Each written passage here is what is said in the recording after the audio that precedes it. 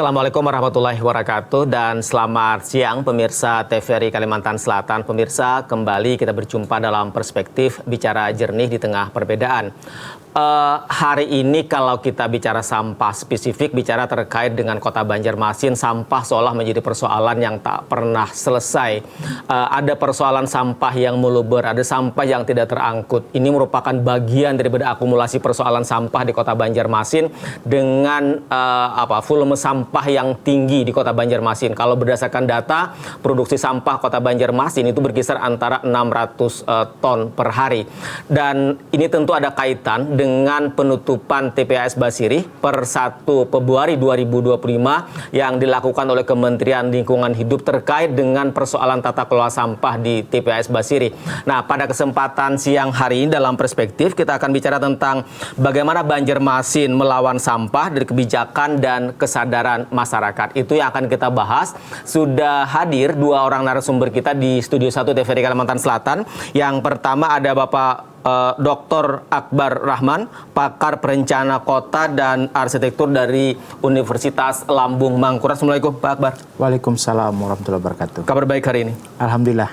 Baik, terima kasih Pak Akbar. Kemudian juga hadir Lurah Gadang, Kecamatan Banjarmasin Tengah, Kota Banjarmasin. Ada Ibu Anissa Elina. Assalamualaikum Bu Anissa. Waalaikumsalam Bapak. Kabar baik hari ini? Alhamdulillah. Baik, terima kasih Bu Alina dan pemirsa TVRI Kalimantan Selatan juga mengkonfirmasi akan hadir dan bergabung dengan kita melalui Zoom Kepala Dinas Lingkungan Hidup Kota Banjarmasin, Bapak Ikram Mubtezar, yang nanti selagi kita akan tunggu beliau melalui Zoom.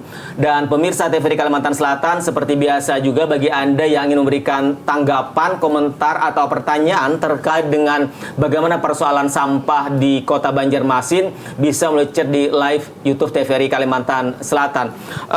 Pertama saya ke Pak Akbar. Pak Akbar, kan kalau kita bicara soal sampah di Kota Banjarmasin, ini persoalan yang selalu terulang. Terutama setelah ditutupnya TPAS Basiri. Bagaimana kemudian kita melihat upaya yang dilakukan pemerintah Kota Banjarmasin dalam rangka mengatasi sampah. Bahkan sampai dengan akhir sekarang, misalnya beberapa minggu yang lalu, persoalan sampah di TPS itu kan juga terjadi. Ada persoalan yang tidak terangkut dan segala macam. Secara umum, Pak Akbar melihat bagaimana soal tata kelola sampah di Kota Banjarmasin, Pak Akbar? Iya, tentu masih banyak hal yang harus kita perbaiki. Bahwa persoalan utamanya adalah timbulan sampah kita sangat tinggi ya. Jadi tadi disampaikan 600 ton per hari, itu luar biasa ya. Tapi data yang terbaru pernah saya baca itu rata-ratanya di bawah 500 ton. Hampir 500 ton per hari ya. Nah, sementara persoalan ini kan bermula ketika TPAS Basiri itu ditutup. Betul. Kemudian kita diminta untuk membenahi TPA Basiri dan sementara membawa sampah kita ke Banjarbakula. Nah, ketika sampah kita ini dibawa ke Banjarbakula, tentu tidak semua sampah yang kita hasilkan dalam satu hari itu bisa terangkut semua ke TPA Banjarbakula dalam hal kita keterbatasan pengangkutan dan juga ada kuota. TPA kuota di Banjarbakula yang dibatasi maksimal 200 ton. Nah, tentu sisanya kemana? Kan itu persoalan. Ya. Persoalannya di situ. Jadi ada sisa dalam satu hari, belum lagi nanti hari berikutnya akan ada lagi sampah baru. Nah, yang kita khawatirkan sebenarnya adalah ketika ada pembatasan di situ dan kemudian kita melihat itu terlihat bersih-bersih saja, ini sampahnya kemana larinya? Nah, ini yang paling bahaya sebenarnya ya. Nah, lalu apa sebenarnya yang harus kita benahi? Kalau melihat persoalan sampah ini tentu tidak bisa kita hanya melihat persoalan sampah secara sederhana dalam hal TPA Basiri ditutup. Tapi ada persoalan sampah di Indonesia yang hari ini itu ketinggalan dibandingkan negara-negara yang sudah maju terkait dengan bagaimana mereka mengelola sampahnya, tata kelola sampah tadi. Bahwa di Indonesia ini tata kelola sampah kita itu masih linier, yaitu metodenya adalah kumpul angkut buang. Jadi kita melihat masyarakat kita itu hanya diwajibkan untuk mengumpulkan sampah, kemudian petugas sampah mengangkutnya ke TPA, selesai. Ini sebenarnya yang tidak boleh lagi terjadi. Karena apa? Karena ini kemudian TPA kita itu pasti akan selalu penuh. Karena dia hanya memindah sampah rumah tangga ke TPA TPA. ke TPA gitu kan. Nah, apalagi persoalannya kemudian ketika TPA itu sendiri tidak dikelola dengan baik. Jadi misalkan yang kejadian di TPA Basiri itu adalah open dumping. Sampah itu hanya ditumpuk menggunung. Nah, ini kan mengeluarkan emisi. Sementara emisi dari sampah ini itu sebenarnya 4 kali lebih berbahaya dibandingkan emisi karbon yang dihasilkan oleh kendaraan bermotor. Ya ini dampaknya luar biasa sebenarnya. Nah, harusnya di TPA itu harus dilakukan pengolahan sendiri, bukan open dumping. Minimal sanitary landfill gitu ya. Nah, ini yang tidak terjadi dan itu banyak kejadian di seluruh Indonesia. Nah, ini kan yang harus kita benahi bahwa metode kumpul angkut buang secara linear itu tidak boleh dilakukan, tapi yang harus kita lakukan adalah melingkar gitu ya. Dia tidak terangkut semua ke TPA, tapi kita tahan. Mulai dari sumber, apa yang harus kita lakukan, ini yang dilakukan ya. Bahwa sentuhan pertama untuk sampah itu dari sumbernya. Artinya mulai dari rumah tangga, masing-masing individu, masing-masing warga kota harus ada upaya bukan hanya kemudian mengumpul sampah, kemudian sampah diangkut. Betul. Tetapi ada proses pengolahan, ada proses pemisahan, perlakuan terhadap sampah. Nah, Pak Akbar, apa upaya yang Pak Akbar lihat yang dilakukan pemerintah Kota Banjarmasin pasca sanksi 1 Februari 2025 itu? Kan sanksi itu bicara soal perbaiki tata kelola TPA Basiri. Yang tadi misalnya dari open dumping, minimal dari kata Pak Akbar kan sanitary landfill misalnya. Hari ini sudah dilakukan tutupan. Terakhir persoalannya kan soal air lindinya yang kemudian masih menjadi catatan. Nah, upaya-upaya yang dilakukan pemerintah Kota Banjarmasin agar lagi-lagi kita tidak ingin beban sampah itu semua ada di TPA. Ya, kita melihat dari historisnya ya. Ketika ditutup itu kan yang pertama open dumping, kemudian penilaian baku mutu dari Tepas Basiri itu sendiri yang bermasalah. Karena kriteria penilaian itu berdasarkan standar PUPR, Kementerian PUPR. Ketika hasil penilaian baku mutu itu di atas 600, itu seharusnya TPA itu harus ditutup permanen. Jadi tidak boleh digunakan lagi begitu. Nah, tapi kemarin memang ada upaya untuk membenahi, memberikan kesempatan TPA Basiri, lalu kemudian dilakukan pengukuran ulang terhadap angka itu, dan alhamdulillah kita bisa turun di bawah 500. Nah, kalau angka itu tidak di bawah 300, maka kemudian TPA Basiri itu boleh digunakan, tapi bisa diperbaiki. Maka kemudian adalah catatan-catatan itu yang sampai hari ini catatan yang belum terpenuhi itu adalah pengelolaan lindi. Nah, air lindi ini yang menjadi batu sandungan, ya. Kenapa kemudian TPA Basiri itu belum bisa digunakan? Nah, padahal dalam waktu yang sama sebenarnya TPA Martapura di sanksi yang sama saat itu, tapi sudah dia dibuka. sudah lolos, sudah buka. Nah, ini yang kemudian kita mungkin terkendala di situ ya. Jadi kita tidak bisa. Nah, di sisi lain sebenarnya Kota Banjarmasin di awal sanksi itu sudah berusaha untuk mengurangi sampah dengan melakukan rumah pilah misalkan ya.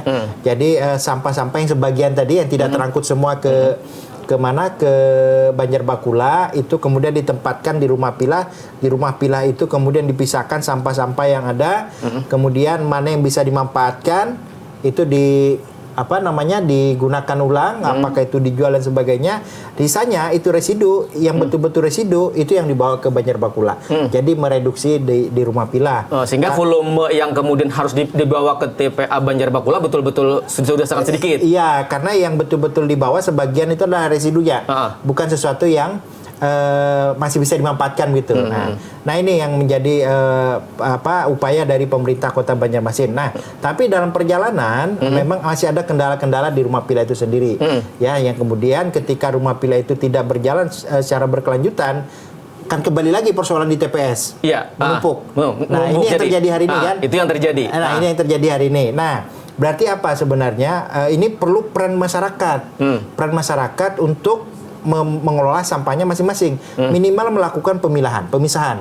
Kenapa? Kalau sampah itu terpisah kelompoknya sesuai dengan jenisnya, itu akan membantu mengolahnya nanti di proses selanjutnya. Tapi kalau itu kemudian tercampur dari sumbernya, ini yang menjadi persoalan besar. Oke, kita stop di situ dulu. Nanti kita akan lanjut. Ketika misalnya di rumah tangga, masing-masing rumah itu sudah dilakukan pemilahan, mana sampah misalnya organik, mana sampah yang anorganik, mana sampah yang kira-kira masih bisa digunakan. Yang tadi kata Pak Akbar bisa dijual ke bank sampah. Sekarang saya ke Bu Anissa.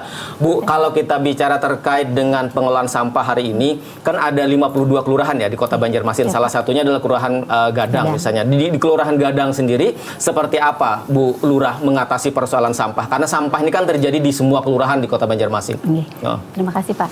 Jadi untuk Kelurahan Gadang itu bertahap karena kondisi Gadang dulu pun darurat sebelum darurat sampah ya Pak ya. Karena dia sampahnya numpuk, TPS-nya sampai segini sepanjang jalan gitu. Kalau sekarang kan TPS-nya pun bersih setiap malam ya Pak ya. Jadi berbagai hal upaya kami ya Pak ya. Itu yang dekat sekolah SMP itu ya Bu? Iya Pak, SMP 10, SDN Gadang 2 sama TK. Jadi ada 3 sekolah di situ, kemudian ada puskesmas pembantu juga, ada pasar juga. Jadi dia di tengah-tengah. Jadi dari unsur kesehatan dan pendidikan juga kena kan ya Pak ya kalau misalnya menumpuk. Jadi bertahap kan Pak ya, dari kami mengajak edukasi, mengajak bahwa sampah itu bisa dijual, sampah itu berharga. Jadi bank sampahnya aktif. Setiap hari Selasa itu kalaupun warganya tidak bisa titip ke agen untuk menyetornya, kalau enggak kami dikasih ini Pak ke fasilitas yang roda 3 gitu Pak. Jadi itu yang ngangkut, itu yang jemput gitu. Kemudian kami juga memantau juga kan Pak ya untuk pemilahan ini. Kalau untuk yang organiknya ya Pak ya, yang dulu masih 0, sekarang kan organik itu di TPS itu udah terpilah, ada organik dan ada residu ya Pak ya. Organik itu dulu dari 10 kilo, sekarang itu rata-rata 50-70 kilo. Itu ditimbang Pak. Kalau hari Senin, karena setelah hari Minggu kan ya Pak ya, itu bisa 95 sampai 100-an Pak. Itu untuk organiknya yang dijemput sama ada PK Pak, kok nama dibilangnya kompos keliling, kopling. Kompos keliling. Iya. Itu kalau untuk Gadang aja itu setengah PK itu penuh Pak. Karena sudah memilah, sebagian sudah memilah. Itu yang untuk, betul kata Bapak tadi, itu yang di rumah pilahnya. Kemudian kalau sekarang kami ke dapurnya ya Pak ya, dapurnya warga. Kami door to door ke warga, dibantu agen juga. Kami cek dan kami sosialisasikan juga Pak, bahwa mengkompos itu mereka awalnya gini, karena ini kan di tengah-tengah kota kan Pak ya, kelurahan, ibaratnya tuh tanah sepetak tanah itu mahal sempit, gitu, lahan sempit. Makanya akhirnya bikin komposter yang dari ember bekas atau apa gitu. Akhirnya kami bikinkan itu supaya memang nggak mudah Pak, perlahan gitu. Tapi ada dalam 1 minggu, 2 minggu, sebulan, 2 bulan, akhirnya ada gitu yang melakukan komposter. Seandainya kata mereka, kami tidak punya lahan, terus komposnya buat apa gitu kan? Kami nggak tanam-tanaman Bu Lurah. Akhirnya dari kerjasama juga sih Pak, dari bank sampah itu mencari gitu untuk membeli juga. Akhirnya kami asal di dalam bentuk dikemas gitu, di botol bekas. Dibeli gitu sama bank sampahnya juga. Sama bank sampah. Iya. Jadi bank sampah tidak hanya membeli yang kayak misalnya plastik, kardus, kertas, tapi juga yang tadi yang organik pun juga dibeli. Organik pun. Jadi kalau bank sampah kami bukan cuma minyak jelantah gitu kan, bukan cuma botol bekas, tapi yang kresek, yang bekas gula kiloan, plastik bekas tipis sabun itu. tipis yang ada apanya itu, yang ada ya apa multi layer ya Pak ya. Itu pun dibeli karena dari bank sampah itu yang keluar inovasi-inovasinya juga Pak untuk mengolah. Sekarang pikiran mereka, kita mengeluarkan itu, kita beli tapi kita keluarkan dalam bentuk benda Pak. Itu udah berjalan berapa lama Bu? Kalau ini baru beberapa bulan Pak ya. Oh, dia sudah beberapa bulan berjalan. Beberapa bulan. Jadi inovasinya dari bank sampah itu ada yang bahan bakar yang petasol, tapi ini semua perlu dikaji lagi kan Pak ya, perlu belajar, kami kan bukan ahli. Setidaknya itu ada bagian daripada ikhtiar yang dilakukan Kelurahan Gadang dalam rangka mengatasi persoalan sampah yang hari ini kata Bu Anissa kan darurat sebelum Banjarmasin darurat. Oke, sebentar Bu Nisa, Pak Akbar, kita sudah bergabung dengan kita melalui Zoom. Ada Pak Kepala Dinas Lingkungan Hidup Kota Banjarmasin, Pak Ihram Muftizar. Assalamualaikum Pak Tesar. Halo Pak Tesar. Iya, selamat siang. Ya Pak Tesar, bisa mendengar suara kami di studio ya Pak ya? Ya, kedengaran Pak. Oke, baik Pak Tesar, di studio TVRI Kalimantan Selatan sudah hadir ada Pak Akbar Rahman dan juga Bu Anissa, Lurah Gadang. Saya ingin kembali ke ini dulu, ke Pak Tesar lagi. Tadi saya sudah ke dua narasumber di studio terkait dengan persoalan sampah di Kota Banjarmasin. Sampai hari ini, apa upaya yang dilakukan pemerintah Kota Banjarmasin? Setidaknya kan hari ini misalnya Pak, lagi-lagi nih kalau kita bicara soal sampah kan seolah-olah ini persoalan yang tidak pernah selesai di Kota Banjarmasin. Awal Februari 2025 TPAS Basirih ditutup. Praktis kita menghadapi persoalan bagaimana sampah itu betul-betul menjadi masalah di Kota Banjarmasin. Ada persoalan sampah yang tidak terangkut di TPS dan segala macam. Hari ini apa perkembangan yang bisa dilakukan Dinas Lingkungan Hidup Kota Banjarmasin mengatasi persoalan sampah itu, Pak Tesar? Ya, terima kasih Pak Ria, Pak Akbar, Bu Gadang, dan para pemirsa. Mohon maaf ini saya perintah dari Pak Wali untuk menghadiri kegiatan Zoom juga.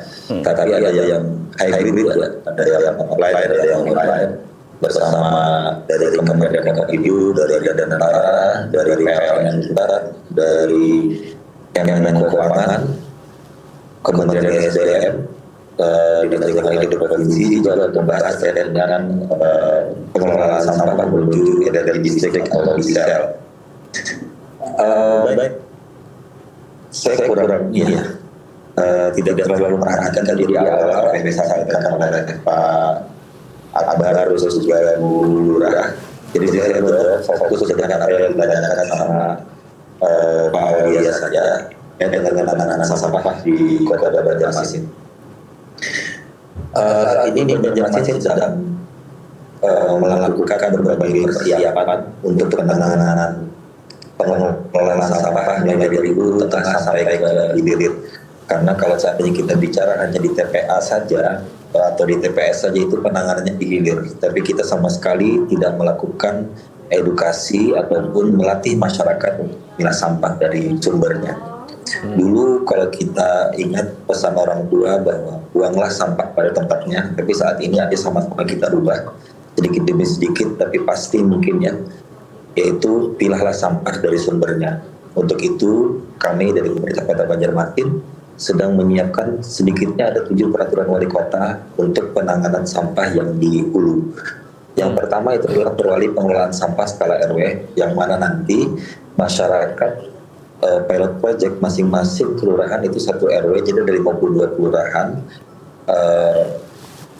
di RT-RT pada RW tersebut akan ditempatkan drone drop point, mungkin sekitar kalau per RT itu kurang lebih 4 sampai 5 drone drop point, yang mana drone drop point itu fungsinya adalah untuk agar masyarakat bisa menempatkan sampah-sampah organik, hasil atau sisa makanan mereka atau sisa dapur ya, sisa dapur. Tentu yang dibuang di situ adalah yang sudah dimasak. Kalau seandainya ikan mentah, daging mentah mungkin akan menimbulkan bau yang lebih cepat ya. Tapi kalau seandainya yang sudah masak, sisa nasi, sisa lauk itu tidak masalah dibuang di situ. Nanti pada jam tertentu ada petugas yang membawa sampah-sampah organik tersebut ke PDU skala RW atau pusat daur ulang skala RW. Nah, yang mana untuk pusat daur ulang skala RW tersebut itu nantinya ke depannya kita akan tempatkan di situ rumah magot. Rumah magot, terus nanti alat lainnya yang kita siapkan adalah pencacah bubur organik. Setelah itu nanti ada beberapa alat lainnya. Tapi yang pasti langkah awal kita untuk menghabiskan sisa makanan itu akan kita olah menjadi bubur magot, kemudian kita berikan makan kepada magot.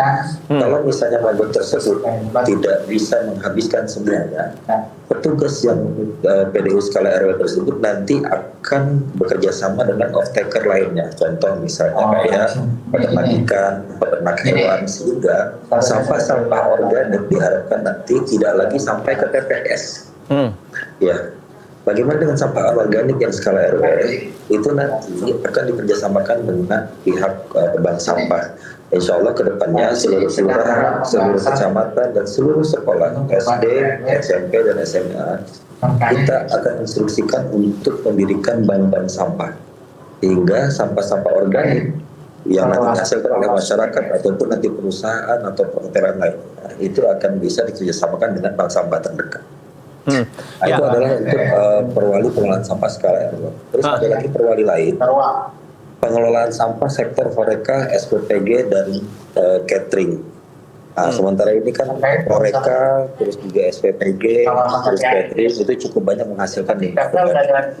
Yang mana kalau seandainya limbah organik ini dibuang ke TPS, tentu kan nanti kan akan menimbulkan bau yang tidak sedap ya, karena bercampur dengan sampah yang anorganik atau residu lainnya. Sehingga setiap Horeca, SPPG dan juga catering, mereka diminta untuk memiliki fasilitas pengelolaan limbah organik sendiri. Kemarin kita sudah mengumpulkan PHRI, Rak Hotel, terus juga seluruh SPPG, begitu juga dengan mitra. Mereka sepakat untuk melakukan pengelolaan limbah organik secara mandiri. Artinya tidak keluar dari SPPG ya, atau dari hotel. Terus ada pertanyaan juga, bagaimana kalau seandainya kami bekerja sama dengan pihak ketiga? Tidak masalah. Silakan bekerja sama dengan pihak ketiga selama pihak ketiga tersebut betul-betul mengelola limbah organik tanpa membuang ke TPS.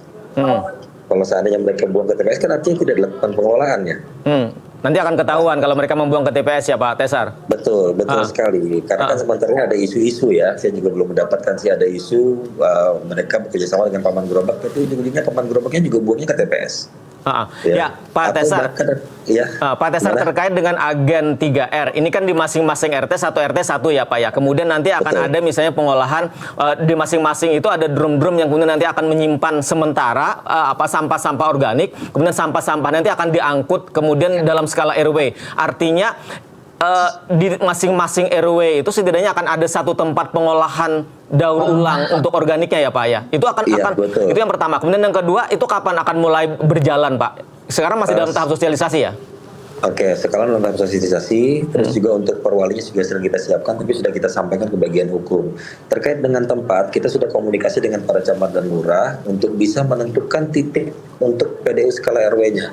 Apakah nanti menggunakan fasum atau nanti menggunakan lahan milik kelurahan atau seperti apa? Yang pasti lahan tersebut nanti akan dibangunkan rumah magot dan peralatan-peralatan pendukung lainnya. Nah, sedangkan untuk agen 3R itu salah satu perwal dari 7 perwal yang kita siapkan ya. Tadi baru 2 perwal saya bacakan sekilas saja. Perwali pengelolaan sampah skala kawasan, sekolah, perkantoran, perumahan, pemukiman terencana, pelabuhan, lapas, kawasan kuliner, industri, itu juga mereka harus melakukan pengelolaan sampah secara mandiri karena ini sesuai dengan PP 81 kalau tidak salah tahun 2012 kalau nggak salah ya, untuk yang kawasan itu. Terus juga perwali pengelolaan sampah untuk kegiatan yang mengumpulkan orang banyak. Banjarmasin cukup banyak sekali kegiatan-kegiatan yang mengumpulkan orang banyak kayak kawinan, terus acara konser mungkin atau acara apa saja. Mereka diminta untuk melakukan pengelolaan sampah organiknya. Tidak semuanya digabung jadi satu terus dibuang ke TPS. Nah, itu nanti juga akan kita lakukan pengawasan. Terus ada perwali terkait dengan agen 3R. Pada saat saya datang ke DLH pertama kali, saya coba pelajari perwali tersebut karena sudah ada ya. Ternyata ada hal yang saya rasa kurang, sehingga saya membentuk lagi trainer 3R untuk melatih para agen 3R ini. Kan ada 1.582 agen 3R ya. Setiap RT kan ada satu agen 3R yang nanti akan melakukan edukasi dan juga melakukan pelatihan kepada masyarakat. Ya, target kami untuk agen 3R itu satu agen bisa melakukan pembinaan minimal 20 masyarakat setiap bulannya. Setiap bulannya. Nah, di dalam perwali agen 3R ini tidak ada disebutkan trainer 3R, sehingga saya tambahkan ada sekitar 104 agen trainer 3R, yang mana trainer 3R ini 2 orang trainer 3R akan melatih agen 3R di tiap kelurahan. Nah, trainer 3R ini juga akan melakukan edukasi dan juga pelatihan kepada minimal 3 orang, kalau 3 orang dari SKPD. Karena SKPD nanti akan menjadi ayah asuh atau ayah angkat pilah sampah kelurahan. Jadi satu SKPD mungkin akan membawahi 2 kelurahan. Begitu juga dengan seluruh perangkat kecamatan dan kelurahan, karena kecamatan dan kelurahan kan nanti mereka menjadi pembina untuk agen-agen 3R. Dan trainer 3R ini juga akan melatih minimal 2 orang guru dari masing-masing sekolah SD, SMP, SMA, sehingga para guru juga bisa melakukan edukasi dan melatih anak didik kita, anak-anak kita, adik-adik kita bagaimana cara mengolah sampah yang baik, bagaimana cara membuat komposter skala rumah tangga yang baik, bagaimana cara melakukan pemilahan sampah, organiknya dikemanakan, yang anorganiknya dikemanakan. Nah, dan kami juga sudah membuat e-book cara cerdas kelola sampah. Di situ ada kalau tidak salah 12 item bagaimana cara melakukan pengelolaan sampah secara mandiri skala rumah tangga. Pak Tesar, sebelum saya ke Pak Akbar, satu lagi singkat, artinya kalau terkait dengan agen 3R, mereka sudah melakukan sosialisasi kepada masyarakat, melakukan pemilahan. Itu kan kemudian harus dilakukan mulai dari tingkat rumah tangga masing-masing. Ada pemilahan sampah yang organik dan anorganik. Mana sampah yang kira-kira masih bisa dimanfaatkan, masih bisa dijual ke bank sampah. Kemudian sampah yang nanti akan dikelola dalam skala RW, misalnya yang tadi sampah organiknya. Nah, pertanyaannya kemudian kapan itu bisa dilakukan, Pak? Kan saat ini kan dalam tahap sosialisasi kan, Pak? Betul. Kami juga sedang menunggu langkah cepat yang dilakukan oleh kawan-kawan bagian hukum, karena ini kan perwalnya sudah secara draftnya sudah kita sampaikan ke bagian hukum, tapi mungkin dirasa masih ada yang kurang pas sehingga perlu pembahasan antara DLH sebagai pelaksana teknis dengan bagian hukum. Kalau seandainya perwal itu sudah selesai, kita akan lakukan training kepada trainer. Mungkin sekitar kurang lebih 3 hari, 4 hari kita lakukan trainer, baru kita sebar nanti dari trainer langsung ke agen-agen 3R. Mudah-mudahan ini April, Mei, paling tidak awal-awal Mei atau minggu kedua Mei kita sudah bisa lakukan action. Dan sebaik apapun program, saya merasa tidak akan bisa dilaksanakan kalau seandainya tidak ada dukungan dari masyarakat. Jadi kami mengimbau kepada seluruh masyarakat agar bisa bersama-sama bertanggung jawab mengelola pengelolaan sampah dan pemilahan dan juga pengolahan sampah mulai dari rumah tangga, mulai dari rumah kita masing-masing, sehingga TPA yang ada sekarang kalau seandainya memang nanti bisa dibuka oleh Kementerian LH, kita akan bisa memanfaatkan lebih panjang karena sebanyak apapun kapasitas di TPA, kalau seandainya kita tidak melakukan pengolahan dan pemilahan sampah, itu tidak akan bisa menampung semua sampah kita sampai bertahun-tahun. Oke, artinya lagi-lagi kuncinya juga ada pada masyarakat. Kita tahan sebentar, Pak Tesar. Saya ingin ke Pak Akbar. Pak Akbar menanggapi sampaikan Pak Tesar. Artinya bagaimana kemudian peran atau kekuatan dari agen 3R? Agen 3R ini ada di masing-masing RT, ada di semua kelurahan, di 52 kelurahan itu masing-masing setiap RT ada yang namanya agen 3R yang untuk kemudian pertama mensosialisasikan pada masyarakat soal pilah sampah, karena tadi kata Pak Tesar, pengelolaan pemilah sampah itu sangat penting dilakukan di masing-masing warga di tingkat rumah masing-masing. Tanggapan Pak Akbar bagaimana? Ya, jadi usaha yang dilakukan Kota Banjarmasin dengan pembentukan agen 3R itu adalah pondasi yang kuat sebenarnya, karena itu adalah langsung mengakar ke level RT, ke grassroots. Dan ini yang perlu diperkuat saya kira. Jadi langkah-langkah yang disampaikan oleh Pak Kadis tadi itu saya nilai positif ya. Tinggal nanti bagaimana implementasi yang harus kita lihat lagi. Karena bagaimanapun sistem yang kita bangun kalau itu tidak didukung oleh masyarakat dan juga agen 3R itu sendiri, maka efektivitasnya pasti akan rendah. Nah, kunci utamanya tadi saya sudah lihat bahwa apa yang difokuskan hari ini adalah mengurangi sampah organik ya. Ini yang selama ini kita memang menjadi kekosongan kita di situ. Karena apa? Bank sampah yang ada selama ini fokusnya hanya di anorganik. Padahal sampah yang terbanyak itu adalah organik. Nah, ini juga akan menjadikan langkah positif saya kira kalau transformasi bank sampah kita hari ini itu juga fokus ke organik ya. Ya. Jadi bank sampah tadi ya? Iya, di bank sampah tidak hanya fokus di anorganik. Tapi juga organik. Ya. Seperti yang dilakukan di Gadang. Betul, karena kawan-kawan pegiat lingkungan itu sangat paham bagaimana kemudian mengolah organik itu menjadi kompos. Nah, ini yang harus digalakkan. Tadi juga oleh Pak Kadis sudah menyiapkan program pembagian pentongan itu ya untuk sampah organik. Saya kira itu positif juga ya. Drop point-nya ya sebagai pengumpul di kawasan RT. Dan itu memang metode yang harus kita rubah itu adalah metode yang linear tadi menjadi loop. Dia prosesnya di dalam kawasan kita sendiri. Jadi yang keluar sampah kita itu hanya betul-betul residu. Ini yang jadi betul-betul yang memang sudah tidak bisa dimanfaatkan lagi. Termanfaatkan lagi. Nah, ini yang sedang dibangun oleh Kota Banjarmasin hari ini. Dan ini kita harus dukung. Ya, bagaimana kemudian masyarakat juga harus dipahamkan bahwa persoalan sampah ini tidak mudah. Ini sangat sulit. Karena apa? Mengubah perilaku masyarakat gitu ya. Yang tadinya sistemnya tadi kumpul buang buanglah sampah pada tempatnya. Ketika sampah kita itu masuk di tempat sampah, kita menganggap sudah selesai. Ini tidak boleh terjadi. Karena dia selesai di rumahnya tapi kemudian berpindah ke TPS. Ke TPS dan tercampur problemnya emisi. Lebih jauh gitu ya. Nah, yang harus kita lakukan adalah pisah dulu sampah-sampah. Sampah-sampah plastik ini bisa ditahan, tidak perlu langsung dibuang kan. Nah, ini ditahan karena tidak bau. Nah, yang organik itu dikumpulkan khusus semua organik di tempatnya tadi. Kalau ada drum dibagikan oleh pemerintah, masukkan di situ aja. Nanti ada agen 3R atau pengelola yang mengumpulkan untuk jadi kompos. Itu sudah selesai sampah organik kita. Dia tidak akan lagi ke TPA. Ini yang harus kita dorong. Nah, memang karena ini adalah tantangan besarnya merubah perilaku masyarakat. Masyarakat tentu juga menginginkan role model, contoh. Contoh. Mana sih sebenarnya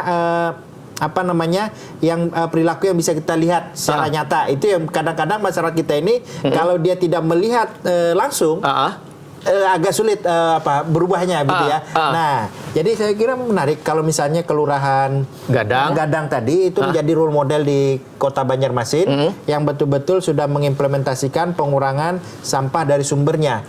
Nah, tinggal nanti kawan-kawan kelurahan lain bisa mencontoh, menduplikasi dan tentu juga beradaptasi dengan kondisinya masing-masing. Nah, jadi kalau sekarang masa sosialisasi, kita akan tunggu nanti bagaimana implementasinya. Dari implementasi itu masyarakat bisa melihat model. Boleh jadi Gadang bisa menjadi contoh.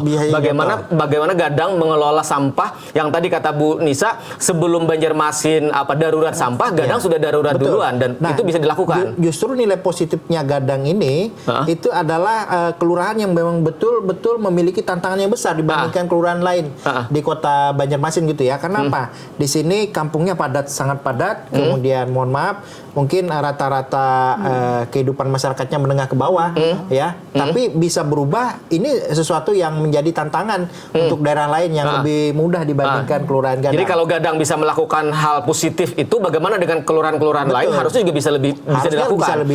Itu akan kita bahas nanti lebih jauh. Nanti kita juga akan masih diskusi dengan Pak Kadis LH, Bu Nisa. Kita akan jeda terlebih dahulu, dan pemirsa TVRI Kalimantan Selatan, kami akan kembali setelah jeda yang berikut ini.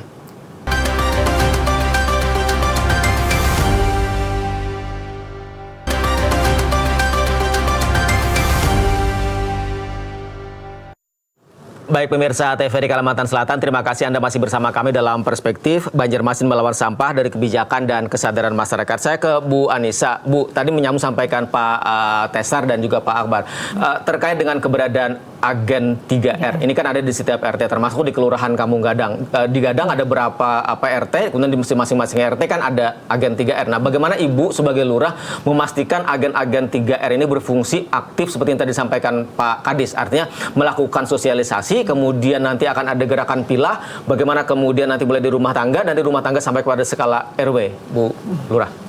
Terima kasih Pak. Jadi kalau untuk pelaksanaan kegiatan agen 3R-nya sendiri yang dimulai dari Januari 2026 sampai sekarang, itu agen dipilih dari kami. Ada dari rekomendasi Bapak RT, ada bisa juga pilihan dari lingkup kelurahan. Kalaupun ternyata saat pelaksanaannya mereka tidak sanggup gitu ya Pak ya, itu akan kami ganti. Kami ganti satu orang dengan satu orang gitu, akan kami ganti. Artinya dimonitor mereka? Dimonitor setiap bulan Pak. Kegiatan mereka sanggup atau tidak, mereka sanggup tidak sosialisasi, mereka sanggup atau tidak. Sekarang kami tambah lagi, apakah mereka sanggup untuk mengajak nasabah bank sampah dari warga, apakah mereka juga sanggup mengkompos sendiri. Mereka harus sebagai contoh kan Pak. Nah, mereka juga harus sebagai komposternya. Kemudian mereka juga harus bikin laporan Pak. Laporan ini dipantau sama Dinas Lingkungan Hidup juga, kemudian dipantau sama kami juga Pak. Apabila ada tidak sesuai dengan kebutuhan kami, maka lurah akan mengganti dengan orang yang baru Pak, agen yang baru. Agar mereka betul-betul aktif. Iya Pak. Karena kita di Gadang sendiri bilang, Bu, kami trauma Bu yang dulu gitu. Jadi itu pesan dari warga buat kami sih Pak. Bu, sejauh ini artinya agen 3R di Kelurahan Gadang itu betul-betul sudah berjalan. Berjalan tidak hanya melakukan sosialisasi, tapi sudah sampai pada pilah yang tadi diharapkan oleh Pak Tesar. Iya. Pilahnya itu kan Pak, tapi pelan-pelan Pak. Saya beberapa kali saya tes rumah mereka gitu, rumah yang sasaran mereka, apakah betul memilah atau tidak. Ternyata memang memilah walaupun tidak skala besar yang sesuai harapan kita, tapi paling tidak ini kan merubah pola perilaku ya Pak ya. Itu tidak Kalau gampang. dulu semua dibuang ke TPS. Iya Pak. Kalau sekarang yang ada orang kupas bawang itu mereka udah memilah, Bu ini khusus bawang, tapi memang bawangnya saja, untuk yang lain dia tidak memilah gitu. Kemudian di rumah sebelah, oh Bu saya udah memilah, tapi botolnya saja, yang lain belum. Tapi sudah mulai ada pergerakan Pak. Dan untuk sampah yang masuk ke bank sampah yang setiap minggu itu juga lumayan banyak Pak, bertambah jumlah kiloannya. Dari yang ya awalnya cuma 5 kilo, sekarang bisa nyampe 77 kilo bisa dalam 1 minggu gitu. Sampah terpilah. Sampah terpilah dan dijual Pak. Itu sering masalahnya gini. Nah, kenapa ada menumpuk? Menumpuk karena tidak dijual. Kalau dijual itu tidak menumpuk. Iya, itu kuncinya di Dan itu bank sampahnya ada di Kelurahan Gadang juga? Di RW gitu ya Pak ya. RW, ini kan skupnya RW. Kalau untuk memang di kelurahan di bawah Kelurahan Gadang, cuman skupnya RW karena tadi kan pilot project ya Pak ya. Jadi untuk yang ini masih di RW pilot project. RW yang satunya kami punya 2 RW. Jadi untuk RW 2 dulu, di RW 1 akan kami bikin. Jadi di Kelurahan Gadang ada 2 RW, RW 1 dan RW 2. Iya. Bu, kan kalau kita sebelum saya ke Pak Tesar, kalau kita melihat karakteristik Kampung Gadang ini kan tidak hanya menghadapi tadi persoalan sampah rumah tangga di masing-masing rumah, tetapi ada TPS yang itu lokasinya ada di Kampung Gadang. Artinya lagi-lagi kan seorang lurah bagaimana memastikan bekerja sama kemudian mensosialisasikan kepada masyarakat betul-betul agar jangan sampai lagi-lagi nih overload-nya TPS itu akhirnya kan dampaknya kepada masyarakat. Nah, bagaimana Ibu menyadarkan masyarakat, membangun sosialisasi kepada masyarakat di situ?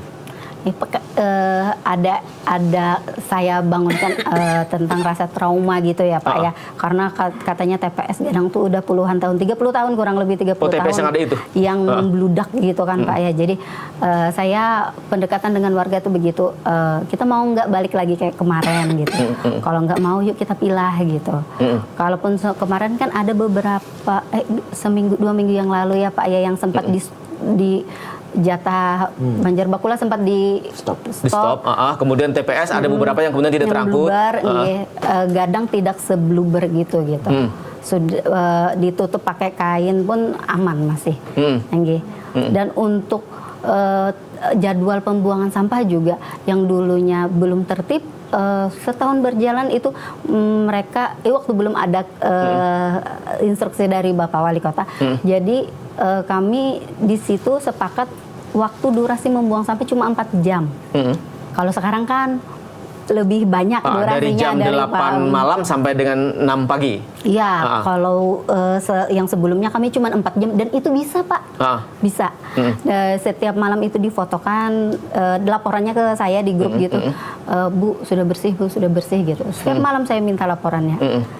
Sama seperti agen, setiap kali mereka setiap bulan saya minta jatah foto 10. Sebagai laporan. Sebagai laporan dan dicek apabila fotonya kurang pas, suruh balik lagi ke rumah gitu. Oke, ini menarik. Sekarang saya ke Pak Tesar. Pak Tesar. Ya, halo Pak Tesar. Halo Pak Tesar. Halo Pak Tesar. Ya, halo Pak Tesar. Ya. Pak Tesar, ini ada menarik nih, misalnya model yang dilakukan oleh Bu Lurah Gadang, Bu Nisa, terkait dengan bagaimana pengelolaan sampah yang dilakukan oleh Gadang. Ada persoalan mengaktifkan agen 3R, bagaimana kemudian juga tata kelola memastikan kedisiplinan masyarakat membuang sampah di TPS. Karena ada persoalan trauma yang dihadapi masyarakat Gadang ketika, tadi ini menarik kata Bu Nisa, jauh sebelum Banjarmasin darurat sampah, Gadang sudah darurat sampah duluan. Artinya kalau bicara soal problem sampah sampah, Gadang sudah sangat traumatik di situ. Nah, model-model yang dilakukan kerja-kerja Bu Lurah kan boleh jadi ini kan bisa kita kembang luaskan di kelurahan-kelurahan lain. Pak Tesar, bagaimana tanggapannya? Ya, kami juga merasa sangat terbantu dengan Bu Lurah, Bu Eli ya, Lurah Gadang.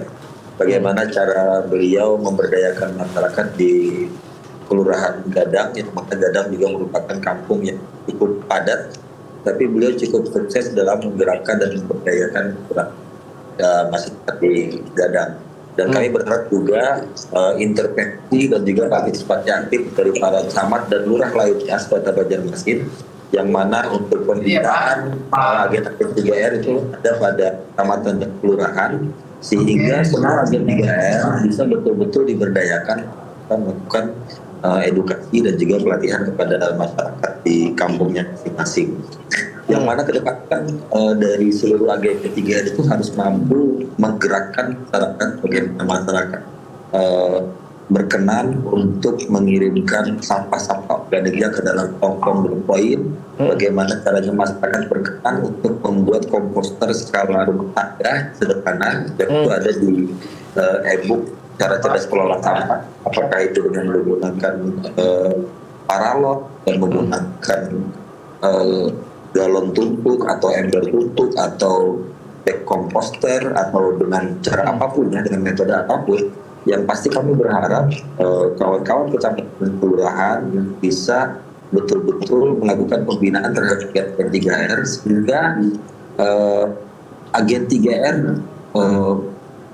mampu untuk memberdayakan dan menggerakkan masyarakat terkait dengan perubahan perilaku pengolahan dan sampah yang nanti kita masing-masing. Nah, Pak Tesar, artinya kalau kita bicara pengelolaan sampah, kalau kemudian semua diserahkan pada TPA Basiri, tentu kan sangat berat bebannya. Artinya lagi-lagi pengelolaan sampah kita harus berbasis pada zona dan wilayah kecil. Misalnya sampah kelurahan harus selesai di kelurahan, sampah RW selesai di RW, sampah RT harusnya selesai di RT. Artinya model-model itu harusnya bisa kita persempit ya Pak Tesar. Dan kita akan menggunakan nanti pengelolaan sampah dengan di skala RW, Pak. Di skala RW. Nah, untuk sementara untuk pilot project ada 52 RW, satu kelurahan, satu RW, yang mana nanti kalau tidak salah hari Rabu atau hari Kamis itu masing kelurahan sudah bisa menyampaikan titik lokasi yang kita rencanakan untuk dijadikan sebagai venue skala RW. Ya, Pak Tesar, sekarang kita bergeser ke soal TPAS Basiri. Kan Basiri ditutup per 1 Februari 2025 oleh Kementerian Lingkungan Hidup. Kalau kita balik ke belakang, ini kan tentu merupakan bagian daripada persoalan bagaimana tata kelola sampah kita yang boleh jadi dulu bermasalah, ada tata kelola kita yang salah, sehingga kemudian ada sanksi penutupan. Bagaimana perkembangan perbaikan tata kelola TPAS Basiri yang itu direkomendasikan oleh Kementerian Lingkungan Hidup untuk kita Banjarmasin seperti apa, Pak Tesar, perkembangannya? Iya. Mungkin perlu diinformasikan kepada masyarakat juga bahwa ada 22 temuan dari Gakum Kementerian Lingkungan Hidup terhadap TPAS Basiri, yang mana 21-nya itu sudah selesai. Pada saya masuk itu masih 2, masih adanya capping landfill yang belum 100%. Dan yang kedua, masih belum terpisahnya antara air hujan dengan air lindi. Jadi semua jaringan drainase yang ada di TPS Basiri sampai ke buffer zone itu semuanya limbah. Tidak ada pemisahan antara air hujan dengan air lindi.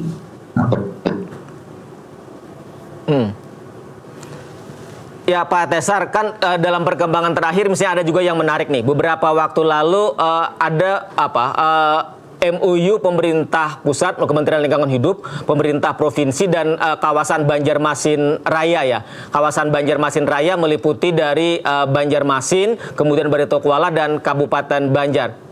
Halo Pak Tesar.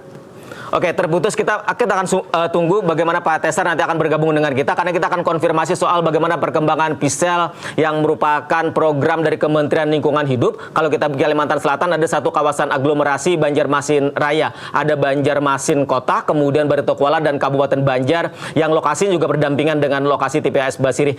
Saya kembali ke Pak Akbar. Pak Akbar, lagi-lagi nih, kekuatan masyarakat menjadi penting dalam bagaimana menghadapi sampah.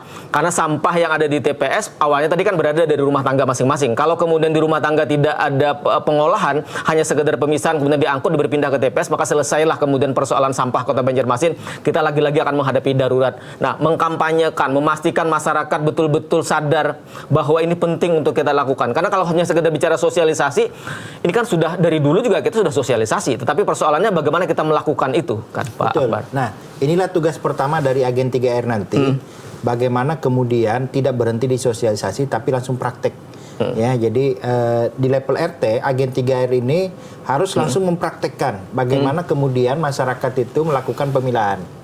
Ya, kemudian pengolahan sampah yang bisa diolah di masing-masing RT-nya. Ini harus lakukan. Jadi bukan lagi sosialisasi, tapi langsung praktekkan. Bagus kalau ada yang dicatat sehingga kemudian kita bisa mengukur sejauh mana kemudian pengurangan itu terjadi. Ya. Nah, ini akan menjadikan bukti bahwa apa yang kita lakukan itu berdampak begitu ya. Maka kemudian kalau ada laporan tiap bulan Bu ya, tiap bulan ya. Nah, itu sangat bagus ya. Sehingga kemudian itu bagian daripada kinerja. Sangat penting juga dievaluasi, betul kata Ibu Lurah tadi, kalau memang ada agen 3R yang tidak optimal dalam mengajak masyarakat kemudian mempraktekkan pengolahan sampah, maka memang harus dievaluasi. Maka memang tahapannya dalam konteks yang betul-betul awal ini baik juga dilakukan target-target yang terukur gitu ya. Jadi misalkan bulan ini melibatkan berapa kakak yang memilah, fokus di situ dulu ya. Kemudian kalau ini sudah mulai mempraktekkan secara keseharian, boleh nanti ditambah lagi kakaknya. Jadi ada target-target garapan. Iya, ada target-target yang terukur. Jadi tidak sporadis gitu ya. Karena kalau sporadis itu kita sulit mengukurnya.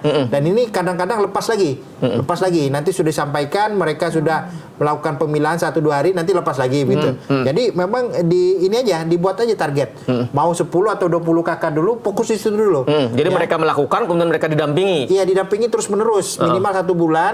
Kalau dia sudah praktek, paham dan seterusnya, nanti boleh lagi ditambah yang baru. Dan begitu seterusnya. Sehingga penularan ini kemudian akan lebih efektif gitu. Dibandingkan kita sekalian satu RT seluruh kakaknya berapa? 50-an ya. Dikumpulkan semua, kemudian tidak efektif. Nah, rugi juga gitu ya. Dan tidak berjalan prosesnya. Jadi memang ada metode-metode saya kira yang perlu juga diajarkan oleh agen 3R bagaimana kemudian pelibatan masyarakat itu bisa secara berkelanjutan ya, mulai dari metode target yang jelas dan juga metode pemilihan target ini ya, mana yang potensial ya, tidak semua masyarakat itu memiliki pemahaman yang sama tentang sampah gitu ya. Jadi pilihlah mereka yang memiliki antusias tinggi sehingga itu yang jadi prioritas dulu ya, prioritas dulu. Jadi agen-agen 3R itu jangan hanya berpikir bahwa yang penting sudah tersosialisasikan, masyarakat hadir, tidak tetapi bagaimana kemudian actionnya itu yang paling penting. Betul. Nah, itu yang harus dikawal terus ya. Karena agen 3R ini adalah kepanjangan tangan dari pemerintah. Ya, yang mereka diberikan amanah gitu ya, untuk kemudian mengajak masyarakat, untuk mengajarkan masyarakat untuk mempraktekkan bagaimana kemudian mengolah sampahnya. Oke, saya ke Bu Lurah. Bu Lurah, artinya kan spesifik nih kalau kita bicara agen 3R, sampaikan Pak Akbar, yang ini juga sudah dilakukan oleh Bu Lurah di Gadang misalnya. Artinya lagi-lagi kita berorientasi pada masing-masing agen betul-betul aktif. Agen 3R betul-betul aktif melakukan sosialisasi, kemudian melakukan gerakan, melakukan pendampingan, dan tadi kata Pak Akbar harus jelas nih dia menggarap di kawasan mana, berapa jumlah orangnya, dan itu yang kemudian termonitor dengan baik kerja-kerja agen tadi. Iya Pak. Jadi memang ada targetnya kan Pak ya. Kalaupun ada kendala kita sharingnya sama kami gitu, sama kelurahan, sama agen itu ada forumnya juga khusus untuk Gadang gitu Pak. Jadi contohnya kayak mereka udah sosialisasi, betul kata Bapak, mereka udah sosialisasi, tapi saat implementasinya, Bu ini kesulitan Bu untuk 5 rumah ini misal gitu. Ada juga mereka kendala, Bu kami kan beda-beda tipe ini ya, karakteristik. Bu, ada yang kami ngetok rumah aja dianggap seperti orang minta sumbangan gitu kan. Ada gitu. Mereka nggak mau bukain pintu, ada gitu. Padahal agen 3R itu dia warga di sekitar Di mereka situ, sendiri. Cuman mungkin sekarang mungkin lagi krisis kayak takut ada pinjol-pinjol gitu ya Pak ya. Jadi ada beberapa yang kayak gitu Pak. Itu kami dampingi. Jadi kalaupun ada kesulitan yang kami pikir cukup berat untuk di sama agen sendiri, kami akan dampingi, kami akan datang, kami akan jelaskan. Kadang di pojok-pojok warung juga kami di titik situ kami bisa sosialisasi. Jadi keberadaan agen ini akhirnya diketahui gitu sama warga. Iya, ya kan maklum sih Pak. Maksudnya warga belum tentu tahu, oh ini agen kami gitu kan, wajar saja. Jadi kami ikut keliling juga itu memperkenalkan agen kami sama warga sekitarnya juga Pak. Bu, artinya dengan pengalaman Bu Lurah, Bu Anissa, peran lurah masing-masing lurah itu menjadi penting, memastikan kerja-kerja agen 3R itu betul-betul berjalan. Kalau ada kendala, maka kemudian pihak kelurahan bisa membantu, bisa mengintervensi agar fungsi mereka betul-betul berjalan. Jadi kuncinya lurah memang betul-betul berperan di situ. Iya Pak. Lurah dan Dinas Lingkungan Hidup tentunya Pak. Iya. Karena kalau laporan yang online-nya itu ke Dinas Lingkungan Hidup. Oh, dari masing-masing agen? Masing-masing agen itu harus ada laporannya gitu Pak ya, yang online-nya. Kalau yang untuk fisiknya mereka laporannya ke lurah. Dan biasanya kalau agen di kami itu kayak curhat gitu Pak. Bu, saya begini-begini kendalanya, tapi rata-rata ya kalau untuk target 10 rumah per bulan memang itu targetnya. Tapi kalau untuk pelaksanaannya paling enggak kita pelan-pelan gitu. Karena ya tadi Pak, merubah pola hidup itu susah. Iya kan Pak? Iya.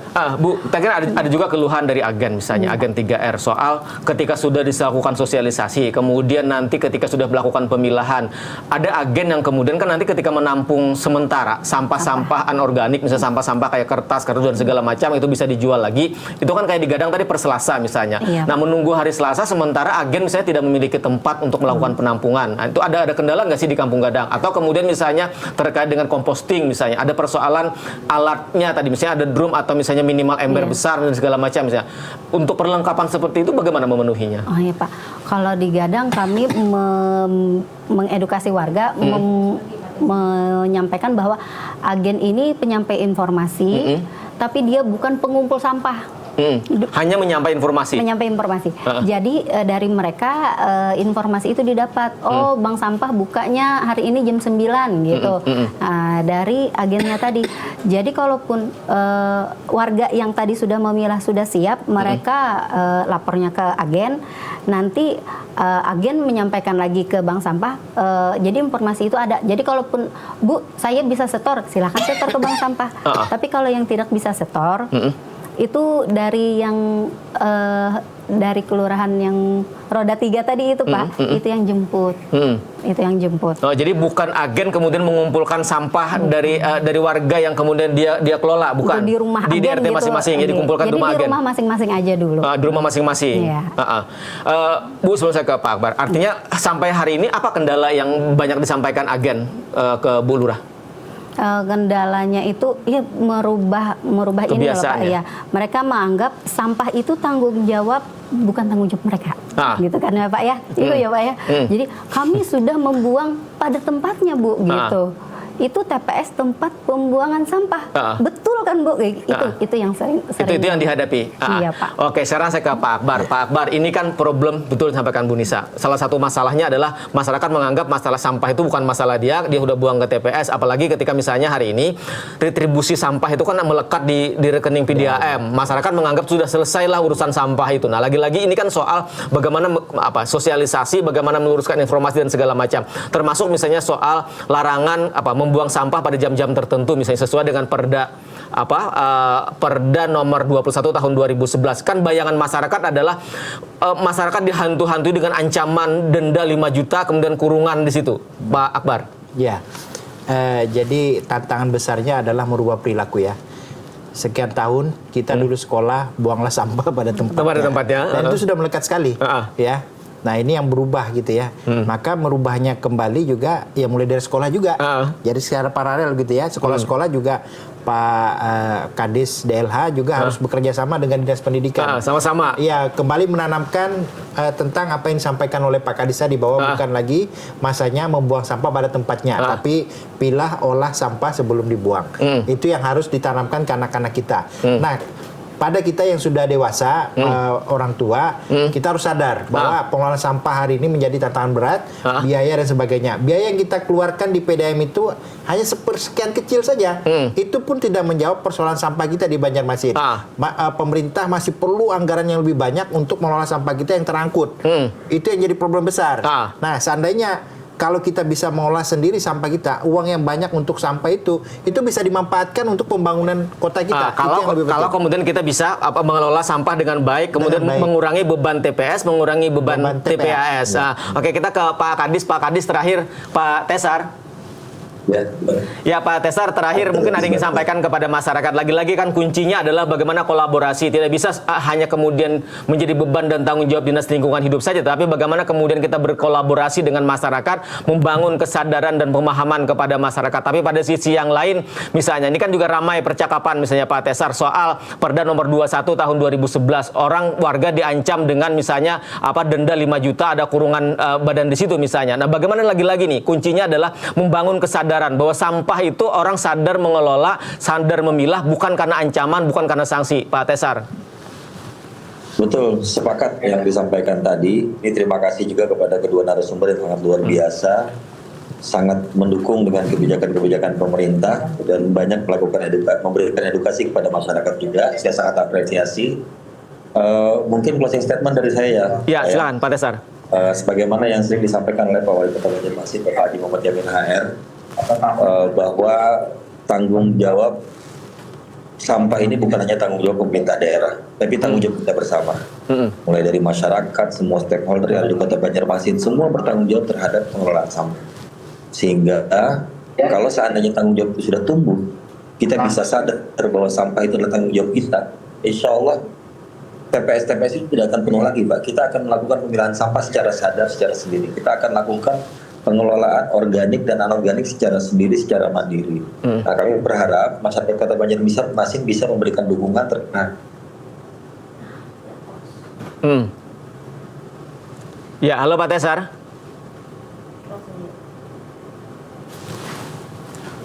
Oke, halo Pak Tesar. Ya. Baik, terputus. Kami terima kasih banyak Pak Tesar yang tadi sudah sempat bergabung dengan kami dan sudah menyampaikan pesan kepada masyarakat. Intinya kita sepakat, Pak Tesar, terima kasih juga Bu Lurah, terima kasih Pak Akbar, bahwa kita ingin membangun kesadaran pemahaman bersama, mengelola sampah, memilah sampah itu bukan karena sebuah kewajiban, tetapi kesadaran kita bahwa memang penting itu kita lakukan di masing-masing kita, agar jangan sampai beban sampah yang masing-masing rumah tangga menjadi beban TPS, menjadi beban TPAS. Terima kasih lagi Pak Akbar, terima kasih Bu Lurah dan pemirsa TVRI Kalimantan Selatan. Tuntas sudah kebersamaan kita dalam perspektif kali ini, Banjarmasin melawan sampah, dari kebijakan dan kesadaran masyarakat. Terima kasih dan wassalamualaikum warahmatullahi wabarakatuh. Waalaikumsalam.